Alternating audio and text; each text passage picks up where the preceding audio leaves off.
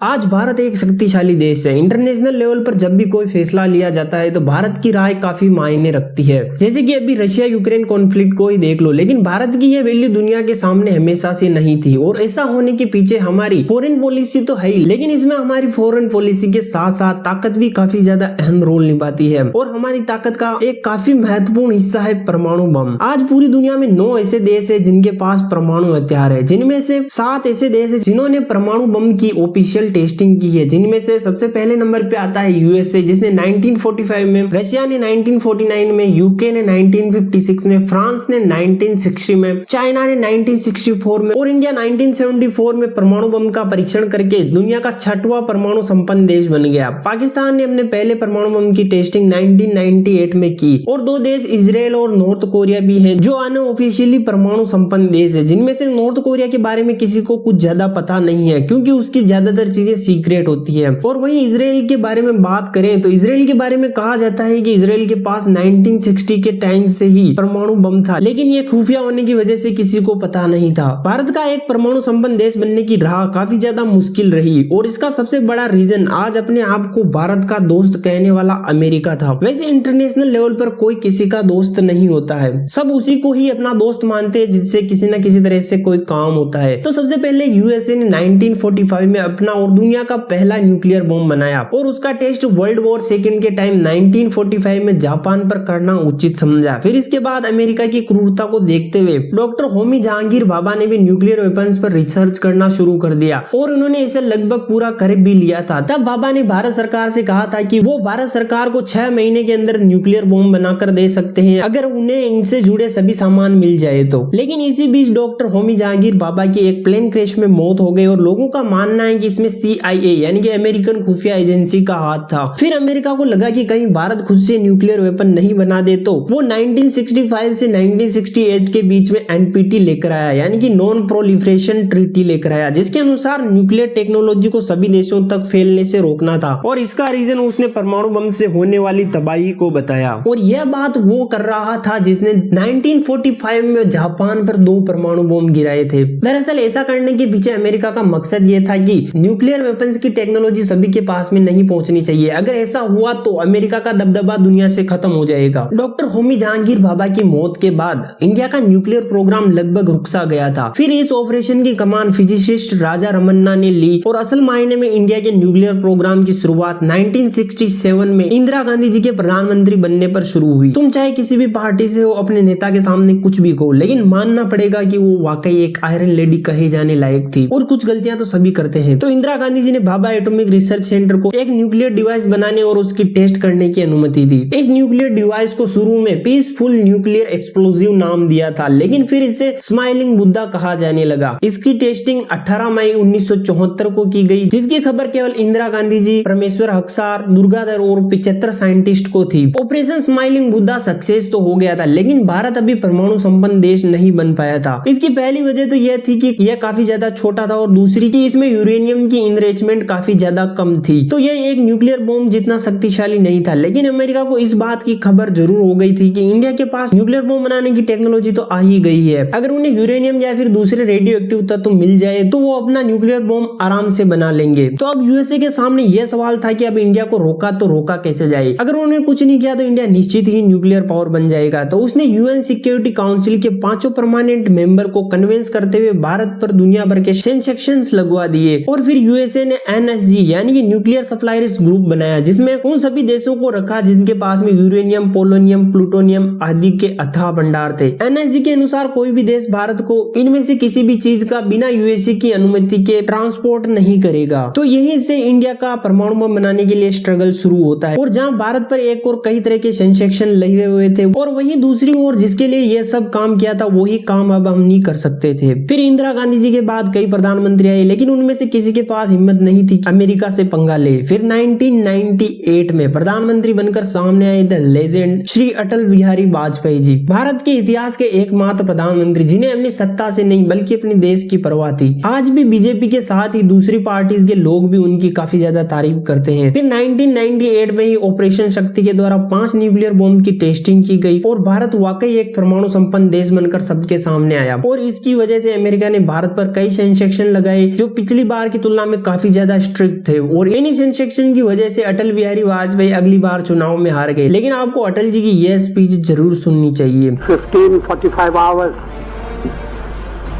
India conducted 3 underground nuclear tests in the Pokhran range. और यह operation शक्ति काफी मुसीबतों के बाद में सक्सेस हुआ, तो कैसे अमेरिका ने इसे भी रोकने की कोशिश की थी? अगर आप ये भी जानना चाहते हो तो कमेंट कर देना। मिलते हैं अगली वीडियो में। जय हिंद।